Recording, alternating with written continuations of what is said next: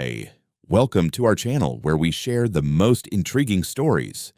It started with 3 cars and a simple favor, but when a quiet act of kindness turned into an all-out war with an entitled HOA queen, one man decided enough was enough. Property lines were drawn, gates slammed shut, and the internet chose its hero. You don't think twice about doing someone a favor until the favor mutates into a full-blown logistical nightmare with a side of entitlement. It all started with 3 cars, just 3, neatly parked along the edge of my lot, tucked away where they wouldn't interfere with the morning deliveries. They asked nicely, too. A middle-aged couple and a young woman from across the road in that new HOA development, Silver Bluff Ridge. They caught me locking up one evening and said their neighborhood was overcrowded, driveways were stacked, and a few recent break-ins had them worried. The guy even threw in a line about how you ex-military types always look out for the community, like he'd read it in a book titled Manipulating Men with Tool Belts. I didn't see the harm. My lot's a 50-space private slab of asphalt tucked behind my building on the industrial side of town, and, back then, most of it sat empty outside peak hours. I said sure. No paperwork, just a neighborly nod and a verbal don't block anything and keep it clean. I didn't think about it again until a week later when I rolled in at 6 a.m. and had to swerve to avoid a blue Prius idling right in the middle of the loading zone. It was unattended, doors locked, no note, just sitting there like it owned the place. I parked, shook my head, and figured it was a fluke. Maybe someone ran into the store next door or got turned around. But by that Friday, my lot had transformed. I counted 23 vehicles, a minivan, a couple of lifted trucks, sedans, even a damn Vespa chained to my light pole. They weren't parked neatly along the edge anymore. They were everywhere, blocking bay doors, angled across spaces. One guy had parked sideways like it was a garage sale. At first, I tried reasoning. That's what we're supposed to do, right? Civil society and all that. I walked across the street that Saturday and knocked on a few doors. Most people were polite. Confused even. They claimed they'd heard it was okay,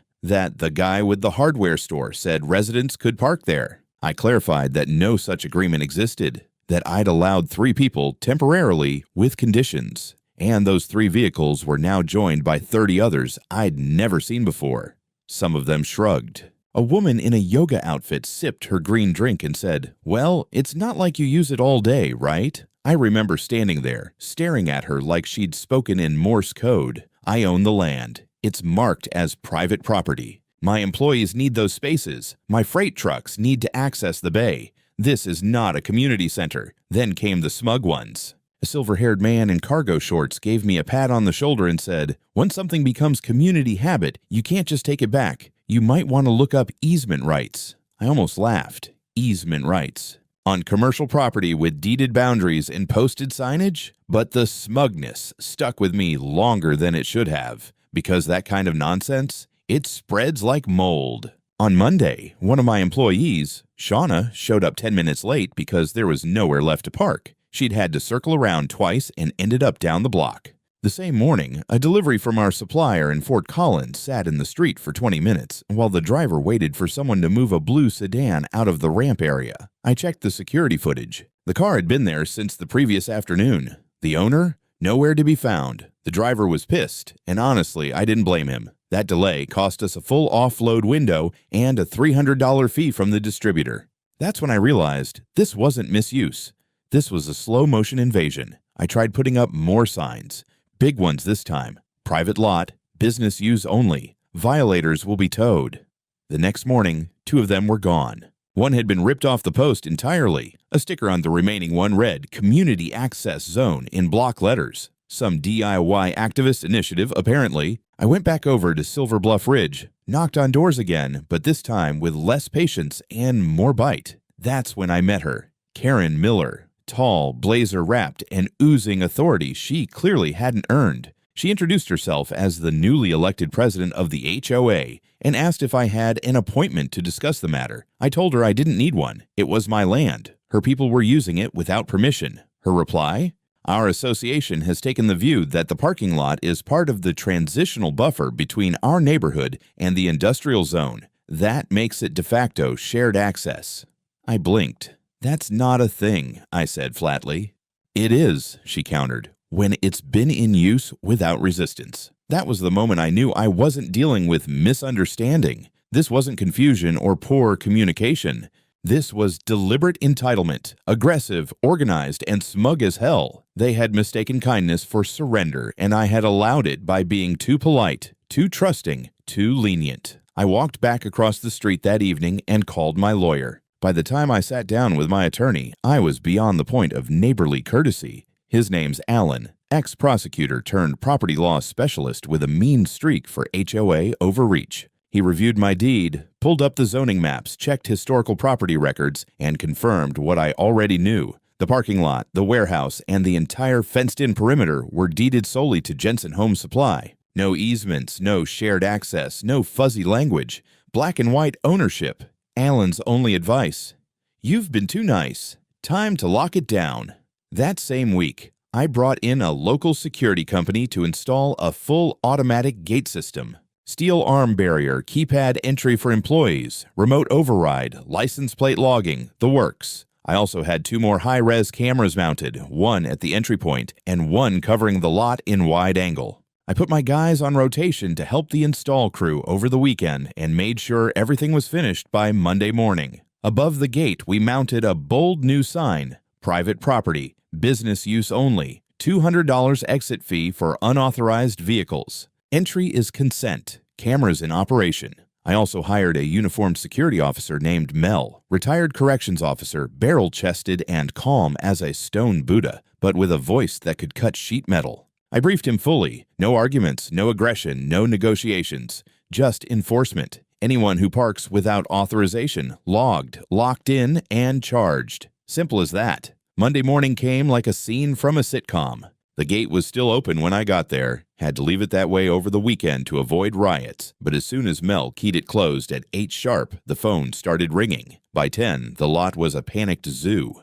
At least 27 cars were trapped behind the new arm. Some people tried to use the call box, only to hear Mel calmly reciting, "This is private property. Unauthorized exit requires $200 payment by card or cash." The reactions ranged from stunned silence to full-blown meltdown. One guy in a Honda started yelling through the intercom, demanding to speak to management. A woman in an Audi banged on the fence with her purse. Someone tried tailgating an employee out, only to be stopped cold when the gate dropped down fast and hard. The arm had a pressure sensor. It wouldn't damage a car, but it'd make a point. Another guy tried climbing over the fence and tore the crotch out of his khakis. That part's on camera. I saved it. By noon, Mel had collected over a dozen payments. No violence, no escalation, just pure embarrassment and begrudging compliance.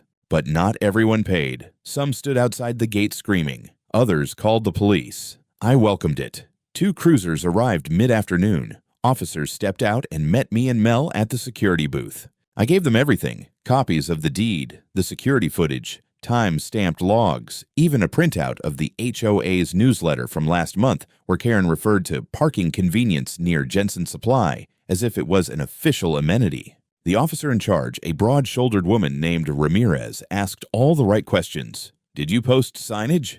"Yes." "Do you own the land?" "Absolutely." "Were they warned?" "For weeks."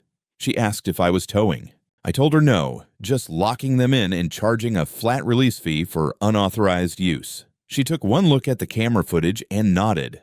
"That's not theft. That's not extortion. That's commercial enforcement on private property. If they entered, they agreed to the terms." Boom. She even spoke with some of the trapped drivers. One guy tried arguing that he had no idea it was private property, and Ramirez pointed at the 12-inch red-lettered sign staring him in the face. Another guy whined about habitual use, and she deadpanned, "Habit doesn't beat ownership." I liked her. Still, some residents refused to pay and left their cars. They Ubered home, grumbling about lawsuits and public outcry. One woman screamed that she had a dental appointment and that I was ruining her molars. Another threatened to call the mayor. I told her to tell him I said hi. That evening, I went home with a bottle of bourbon and watched the footage on my phone like it was an action movie. The drama, the pacing, the growing disbelief on each face as the gate clanked shut behind them. I could have sold tickets. But the real reason I saved the footage wasn't for laughs. It was ammo. I knew this wasn't over, not with someone like Karen Miller lurking across the street, convinced she ruled the curb like a queen without a crown. And I was right. By Tuesday morning, the parking lot had become a containment zone. The gates stayed closed, the intercom buzzed nonstop, and my new favorite pastime was watching people realize they'd parked themselves into a $200 hole. Some tried the sympathy route. Apologies, excuses, even teary pleas about just 5 minutes or I had no idea. Others went full offense, accusing me of kidnapping their cars like I'd hooked them up to a U-Haul and hidden them in a bunker. One man actually shouted, "This is unconstitutional," through the intercom. I didn't have the heart to tell him the Constitution doesn't cover suburban freeloading. I kept it professional. My policy was simple. You want out, you pay. Mel logged each payment, printed receipts, and handed out polite but firm warnings not to return without written authorization from me or a parking pass issued by my office. By noon, another half-dozen residents had come down to negotiate. One older woman showed up with a pie. I took the pie, charged her $200, and waved as she walked back across the street, grumbling about fascism. Around 2 p.m., a black BMW with tinted windows screeched to a halt in front of the gate. Out stepped Karen Miller, hair perfectly blown out, sunglasses like she was about to walk onto a film set, heels clicking on pavement like gunfire. She didn't look around. She knew exactly where to aim her fury. She marched up to the gate with 2 men flanking her, lawyer types. Suits too shiny, smiles too polished, one of them carrying a folder like it contained the Magna Carta. Trailing behind them was a cameraman with a big shoulder rig and a boom mic operator. My stomach sank for a second, then I smiled. Of course she brought the press. I stepped outside with Mel, nodded toward the gate. Karen didn't wait for an invitation. She raised her voice loud enough for the mic to catch every syllable. "Mr. Jensen," she called. "We are here today on behalf of the concerned citizens of Silver Bluff Ridge to address your unlawful imprisonment of their private vehicles." I could already tell where this was going. You are not a licensed parking facility. You cannot hold citizens' property for ransom. This is coercive and violates basic community standards. I cut her off with a wave of my hand and walked straight to the gate, stopping just short of the line. "Karen," I said calmly, "your people have been using my land without permission. I have given ample warning. This is not a shared space. This is not community property. This is Jensen Home Supply's lot, and it is now protected, enforced, and documented." She narrowed her eyes. "We have video. This will be on the 6 o'clock news." "Good," I replied, pointing to my own cameras. "So will I." The mic turned toward me. I looked directly into the lens and said, "If you want to park like adults, you pay like adults. My land, my rules." I could hear the reporter inhale sharply. Karen looked like someone had just slapped her with a manila envelope. She snapped back to her narrative. "You're holding people hostage. You've created a trap. These families didn't know you had changed the rules." I held up a laminated document, the cadastral map with my boundaries highlighted, notarized, stamped, and as public as the sun. Then I unfolded a copy of the deed, followed by 2 months' worth of correspondence I'd sent to the HOA, warning them about unauthorized use. And finally, the kicker. Photographic evidence of all the cars entering after I'd posted signs. Karen's lawyers shifted uncomfortably. The camera lingered on my stack of papers. She tried to recover. "This is going to be a lawsuit, Mr. Jensen. We'll see what the courts say." "Fantastic," I said. "Bring receipts." "I've got mine." The cameraman followed Karen as she stormed off in a huff, nearly tripping on the curb. Her lawyers said nothing, just nodded and followed like corporate ducklings. The footage aired that night on the local news. They edited out most of her ranting, but kept my quote. Apparently people loved it. By Wednesday, the video had gone viral online. I don't mean a few thousand views. I mean hundreds of thousands. Commenters were calling it the parking lot war, and my inbox filled with messages from small business owners saying, "Thank you." And finally, someone stood up to those HOA bullies. But the real fun was just beginning. By Thursday, cars that had sat for days still hadn't been claimed. A few brave souls returned with cash in hand, now sheepish and quiet. Others tried to bluff, showing fake passes or claiming to be Jensen employees. Mel caught one guy trying to sneak out by climbing into someone else's truck. Another tried scaling the fence with bolt cutters and got a face full of mulch from the landscaping guy. I gave him a free Jensen Home Supply t-shirt for that. Meanwhile, I received a cease and desist letter from the HOA, on paper with a glittery header and the words "Community Harmony First" printed across the top. It demanded that I immediately cease all toll-related enforcement, and restore the community's historical access. Historical access. I handed the letter to Alan. He laughed so hard he nearly spilled his coffee. This is the legal equivalent of a toddler yelling mine, he said. Ignore it and get ready. Get ready for what? I asked. Alan looked up from the page. Retaliation. That kind of narcissism doesn't just walk away. And he was right. By the weekend, my lot had been cleared of all the trapped vehicles except 5, the stubborn ones. 2 sat with flat tires, 1 had a parking ticket stuck to the windshield from the city for expired tags, and the remaining 2 belonged to people who had vanished into some legal limbo, either too proud to pay or too stupid to realize they'd never get out otherwise. Mel started calling them the fossils.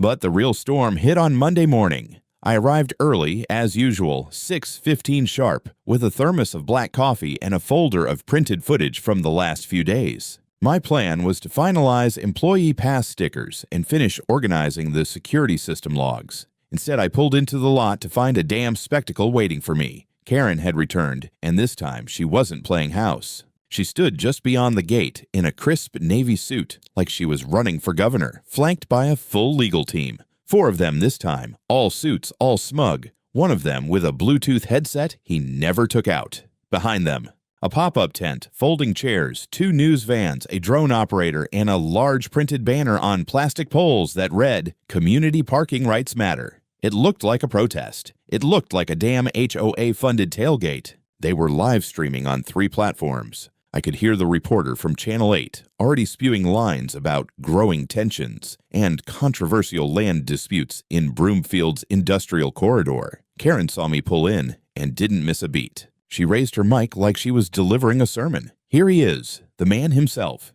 Mr. Jensen, the so-called property owner, locking working-class families out of transportation access in the name of profit. I parked my truck slowly, got out, and walked toward the gate without saying a word. Mel was already at his post, arms crossed, eyes tracking every camera lens like a sniper with a checklist. Karen leaned toward the main Channel 8 camera and added, "We demand immediate access to the lot that has, for years, served our community. This man has no right to gate off what we consider shared infrastructure. This is a matter of fairness, of equity."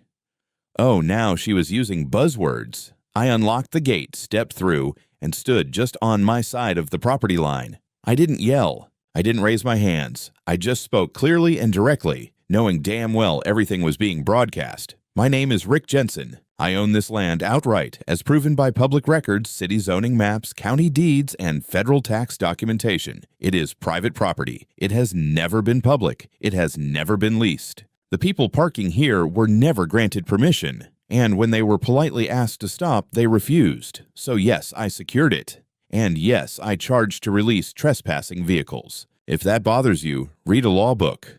The microphones caught every word. I watched Karen's face twitch when I said trespassing. The word stung. One of her lawyers, Bluetooth guy, stepped forward and handed me a manila envelope. "We are serving you with a temporary injunction. Effective immediately, you are to cease all financial transactions related to parking, open the gates, and restore public access." I flipped the envelope open, glanced at the printout, and handed it right back.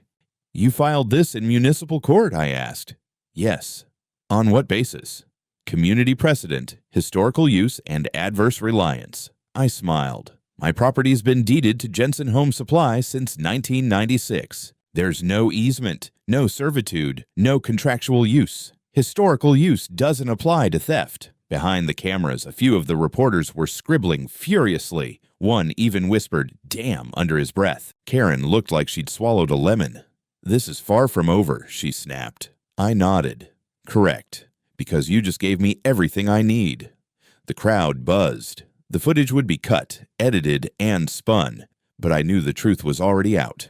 The facts, the law, and the video footage were on my side, and I had a whole hard drive full of license plates, timestamps, and ignored warning signs to prove it. I went back inside, but I didn't relax, because I knew what this meant. Karen wasn't just throwing a fit anymore, she was digging in. She'd pulled in lawyers. She was using the press. She was escalating. That afternoon, my lawyer Alan called. He'd already seen the footage. "They're going to try to flip this," he said.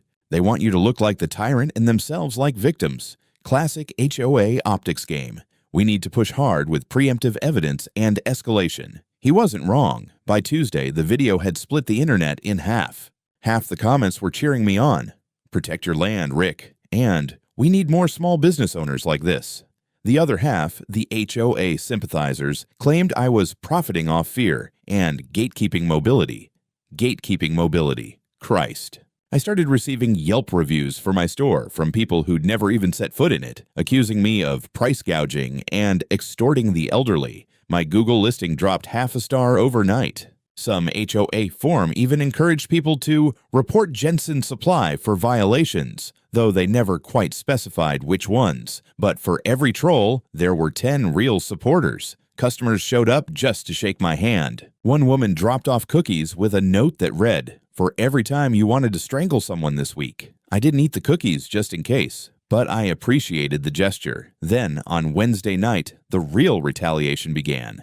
Around 3:17 a.m., the alarm system triggered. Motion sensors picked up movement near the loading dock. I logged in remotely to the camera feed and watched in real time as 3 men in dark hoodies tried to force open the side door with a crowbar. One of them moved like he'd done it before. Quick, quiet, surgical. They failed. The reinforced deadbolt held, but they left something behind. A dented silver sedan with a plate fully visible on the camera as they fled. The cops arrived 6 minutes later, took my statement, reviewed the footage, and ran the plate. It was registered to Michael Miller, Karen's husband. The moment the police confirmed the car was registered to Karen's husband, I knew we had moved past the petty parking wars and into something darker. This wasn't just entitled arrogance or legal bluffing anymore. This was criminal. And they were stupid enough to leave a paper trail in the form of a dented Camry with a vanity plate that read Senar Miller. I spent the next morning combing through the security footage frame by frame, highlighting every visible detail, the faces under, the hoods, the shoes, the license plate, the timing of arrival and departure. I saved multiple copies and uploaded everything to 2 separate encrypted drives. Paranoia? Maybe. But in my experience, you don't survive both a combat tour and a war with Karen by assuming people are playing fair. I handed everything off to the detectives when they returned later that day. The lead officer, a guy named Rios, didn't say much at first, just watched the footage in silence, sipping lukewarm gas station coffee, then quietly nodded. "This is clean," he said. "Your cameras saved your ass." "Will there be charges?" I asked. He shrugged. "That's above my pay grade. But breaking and entering, attempted burglary, criminal mischief, those aren't HOA-level misdemeanors. And the connection to Miller makes this interesting. Real interesting." I didn't say what I was thinking, which was, good. Let them come. I'm done playing nice. That afternoon, Alan, my lawyer, called again. He'd received a packet via courier from the HOA's attorneys. Karen had officially filed a class action lawsuit against me. 21 plaintiffs, all residents of Silver Bluff Ridge, all demanding reparative access to my parking lot and compensation for undue stress, vehicle entrapment, and public humiliation. They had the gall to include emotional trauma as a line item. Alan sounded bored more than anything. They're using a doctrine called prescriptive use. Basically, they claim the neighborhood used your parking lot so long, it became a right. I laughed. That works on hiking trails, not loading docks. Exactly. But here's the trick. If they push it hard enough in media, they might get a judge to grant a hearing. And with the burglary angle, they'll say you're retaliating.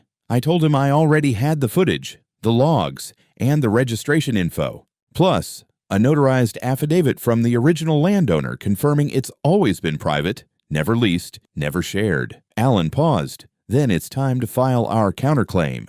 And that's exactly what we did. The next morning, Jensen Home Supply filed a civil lawsuit for trespassing, economic damages, disruption of operations, and emotional distress for me and my staff. We included every violation we could find: unauthorized use of land, obstruction of deliveries, false public statements, and, yes, attempted break-in tied to a known associate of the HOA president. Mel even suggested we add a line for mental corrosion due to exposure to HOA logic. We didn't, but I appreciated the thought. Meanwhile, the fallout continued. Reporters started camping outside the business, trying to get reactions from employees. One even tried to sneak into the break room disguised as a delivery guy. He was very politely redirected by Mel and a broomstick. Social media lit up again, but this time, the tone had shifted. Someone leaked a blurry screenshot of the Camry's license plate next to our loading dock. Reddit sleuths did the rest. Within hours, the internet was ablaze with memes. My favorite, Karen standing in front of a judge yelling, "We were the victims,"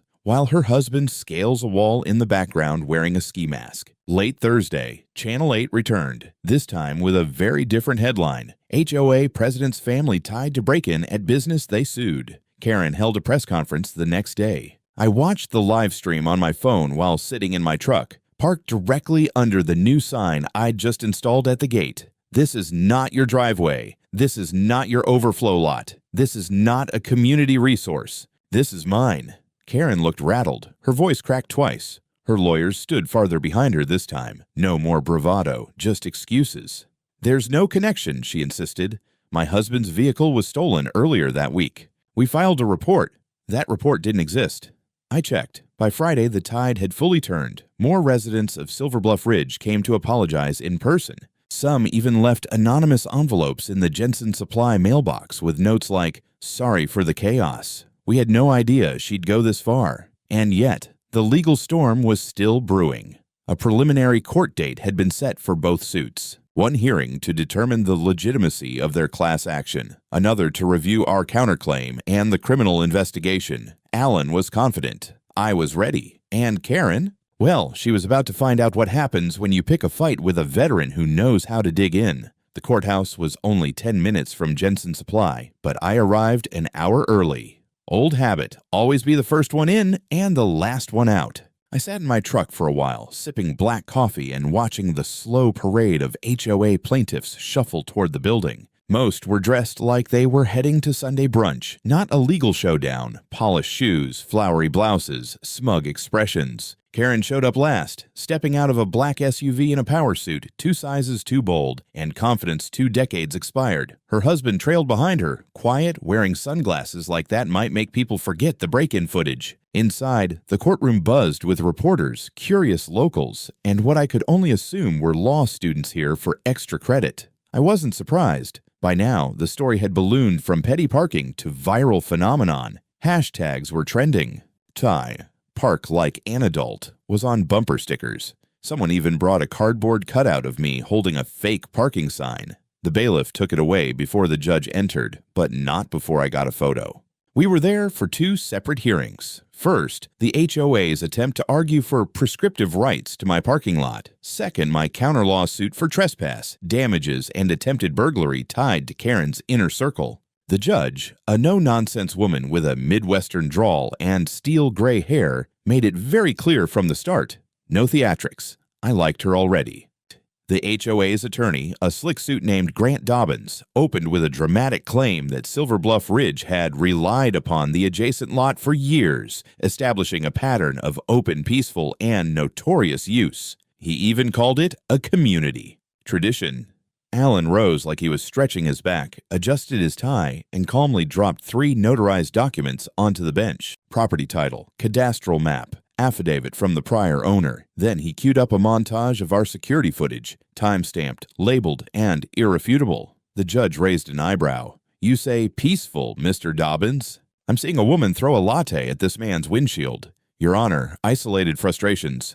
And this is the same woman calling the defendant a war criminal for installing a gate," Dobbins stammered. Karen crossed her arms so tight I thought she'd snap her own wrist. Then came the real blow. Alan introduced Detective Rios as a witness. He confirmed the break-in report, the license plate linked to Karen's husband, and that, surprise, surprise, no stolen vehicle report was ever filed. When asked if there was any evidence the car had been borrowed or taken without consent, Rios answered with a flat, "None whatsoever." Karen's husband shifted in his seat. Karen didn't blink. I don't know if it was denial, rage, or both, but she sat there frozen like her processor had crashed and needed a hard reset. The judge took a recess. Outside, I watched several of the HOA plaintiffs pull Karen aside in the hallway. There was shouting. One guy jabbed his finger in her face. Another stormed off. Whatever illusion of unity she had built was cracking like ice in the sun. Back inside, the judge issued her ruling on the HOA's claim. Denied. The lot was private. The use was unauthorized. There were signs, there was enforcement, and there was evidence of harm. The so-called community reliance was neither legal nor legitimate. Her words, not mine. Next came our suit. Alan walked through the financial losses, delivery disruptions, lost inventory, contract delays. Then the psychological angle, harassment of staff, vandalism, intimidation tactics. He showed stills from the attempted break-in, pointed to the license plate match, then to Karen's husband sitting in the third row. Finally, the judge leaned forward. Has this man been charged? Rios nodded. He has now. You could hear the room suck in a breath. Karen's face didn't move, but her cheeks turned the color of spoiled yogurt. The judge didn't issue a final ruling that day. Too many moving pieces, she said. But she set the date for a full trial and ordered a formal injunction. HOA members were prohibited from stepping foot on my property without explicit written consent. Violation would result in civil fines and potential arrest. Outside the courthouse, reporters swarmed. I didn't speak. I didn't need to. The story spoke for itself now. But that night, I got a surprise. At home, just after sunset, a car pulled into my driveway. It was Frank, one of the quieter Silver Bluff Ridge residents. Middle-aged guy, always wore fishing hats. He stepped out holding a small cardboard box. I figured you'd want to see this, he said. Karen made us all sign these papers weeks ago. Said it was just to approve new landscaping funds. Inside the box were signed statements, residents' names on blank authorization forms. Some had dates. Others had Karen's handwriting scrawled between the lines. One even had a margin note. Push Jensen out. Use HOA rulebook. It was enough to light the next fire. By the time the next hearing rolled around, the air around Silver Bluff Ridge felt different. Half the HOA board had either resigned or stopped returning Karen's calls. Flyers appeared on neighborhood doors. Did you sign this? HOA under investigation.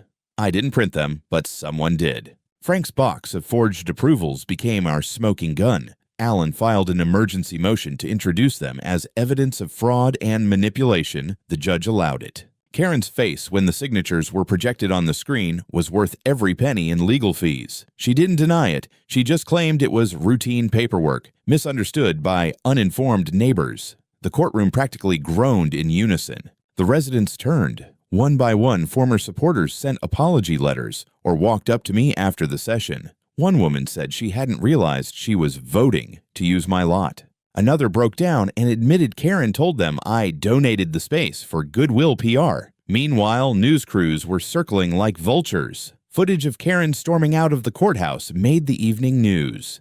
The headline read, HOA president accused of forgery, parking feud escalates. But the best part came in the form of a ruling. The court ordered the HOA to pay damages, $87,000. Plus every unpaid parking fee of $200 per car, now reclassified as unauthorized use. Karen's husband was charged for the attempted break-in. His lawyer tried to negotiate a deal, but the DA smelled blood. Karen was removed from her position.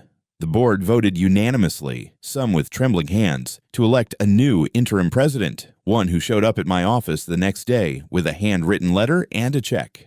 I'm sorry, he said. We were lied to. I took the check but kept the gate locked. Trust doesn't reopen like that. After the dust settled, I installed license plate recognition at the gate and doubled the security patrols. No more excuses, no more loopholes. The lot was mine, and I was done being generous. The viral clip of me at the gate had crossed 10 million views by now. People tagged me in memes. Pay like an adult became a catchphrase. One guy even showed up to my store with a coffee mug that had it printed on the side and handed it to me like a trophy. The mug sits on my desk now, next to a brand new sign at the gate that says, in bold red letters, "No means no. This is not your parking lot." Business boomed. I had builders, contractors, and homeowners rolling in, half of them saying, "Saw your video, man. Good on you." Turns out people appreciate someone who stands up to nonsense. Karen vanished from the neighborhood's public life. Her husband took a plea deal. The HOA, under new leadership, rewrote its bylaws, and for the first time in years, stopped trying to act like they owned the whole world. One by one, neighbors either paid their fines or avoided eye contact when they came to the store. I didn't chase revenge. I just enforced boundaries. One late evening, a young man came by. College kid, used to park in my lot months ago. He pulled out 2 crisp $100 bills and said, "I owe you for the trouble. I didn't know the whole story back then. I took the money, not because I needed it, but because principle matters. You don't have to fight dirty when the truth is on your side, but you do have to fight. And in my case, a chain-link gate and a stubborn attitude were all it took to remind them. Property lines are real, and no one, no matter how loud, entitled, or HOA elected, gets to rewrite them.